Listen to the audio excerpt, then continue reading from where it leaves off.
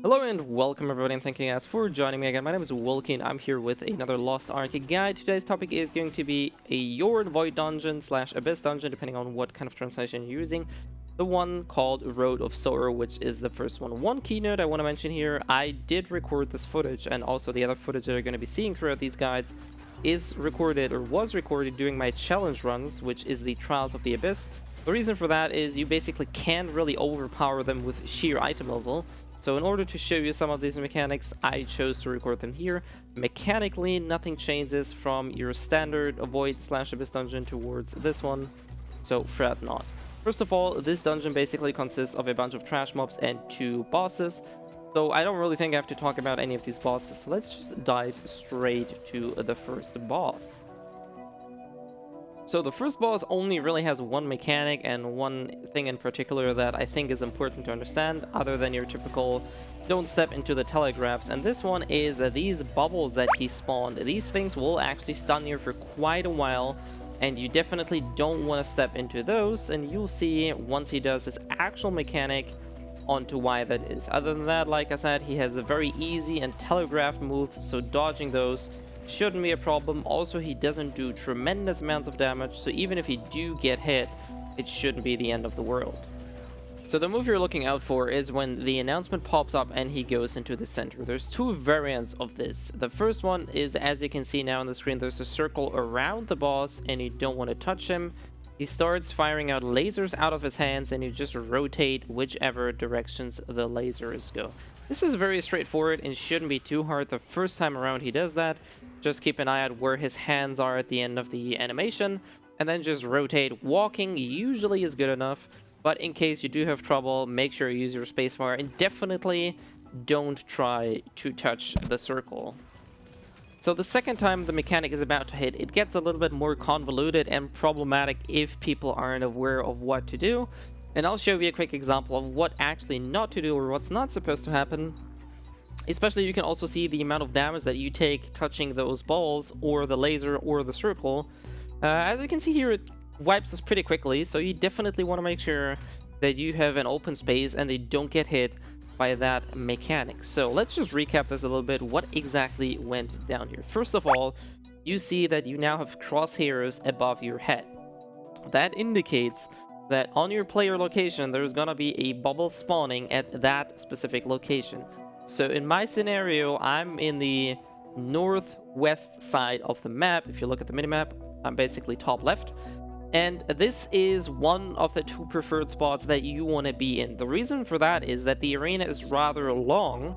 So the top left side and the bottom right side, so northwest and southeast, is typically a preferred spot to be in because the arena is much wider there, whereas the other 2 corners, if you will, or the other 2 directions that I did mention, are rather cramped. So you want to try and keep those circles or those bubbles in the top left or bottom right section of the map, because this gives you a lot more time and a lot more freedom when you're about to move. This is also pretty much the only critical thing about this mechanic, because if you have players, essentially what just happened in this run, I'll just rewind it again, is I'm not sure who, but somebody was not at the edge of the map, but rather pretty much inside, and he pretty much disabled any means necessary for us to move securely and without getting incapacitated by those balls, which basically led to our demise. So long story short, you want to try being in this location here or in that location here. Obviously, don't group up with the other player next to you. If you have a pre-made group, just say, let's like player 1 and 2 goes top left, player 3 and 4 goes top right, whenever that mechanic is about to hit. You have enough time, it's not super complex.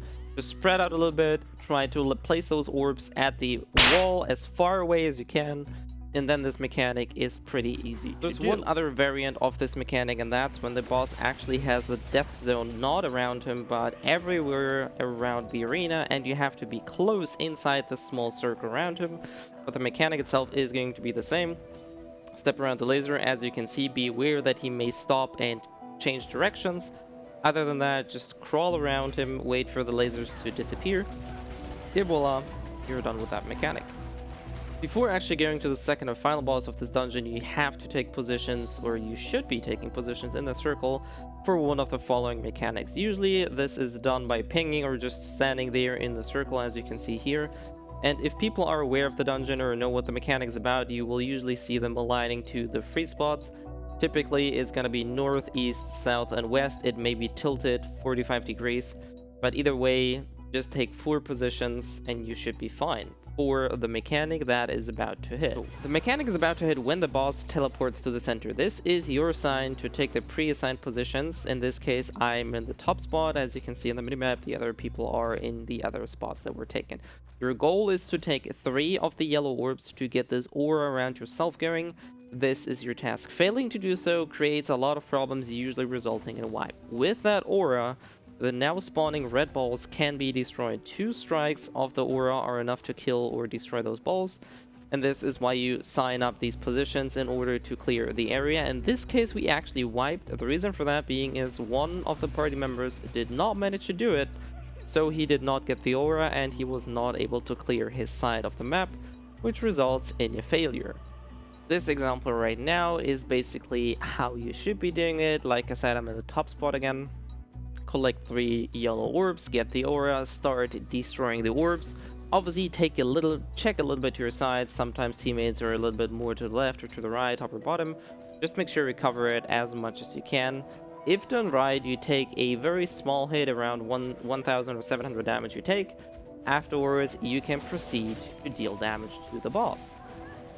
The second thing you should know about this boss is that there is an occasional impairment check. There's nothing too crazy about that. Impairment bar appears, you want to impair that boss. She does a 45-degree angle slam in each of the directions. You can see the indicator on the ground. Don't stand in that because that does quite a bit of damage. Just proceed to impair here and you get another free damage window. There's one attack that I do want to point out that may be important to understand.